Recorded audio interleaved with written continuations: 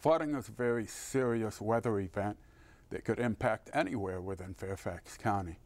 But let's first talk about how a flash flood could impact you while you're driving. As little as 6 inches of water can impact cars, can impact how they steer, how they brake, things of that nature.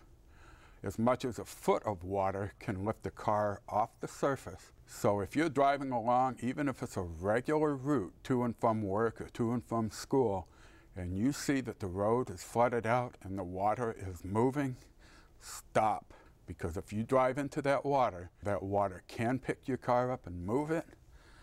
You also don't know if the road has been washed out underneath there and you could be driving into a ditch. So stop, turn around, don't drown.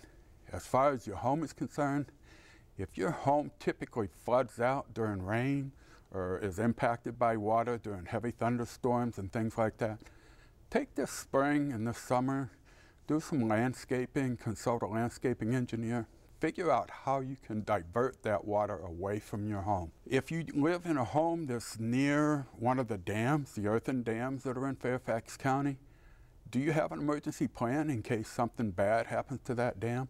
If you're not sure what goes into an emergency plan, go to readynova.org where there's a family plan and a business plan. It's a template, it's easy to follow, step-by-step instructions to how to make an emergency plan.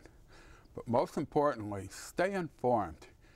If you have a cell phone or a pager and you would like to get emergency messages from the Fairfax County Office of Emergency Management, go to our website, fairfaxcounty.gov, and find out how you can sign up for this service. It's free.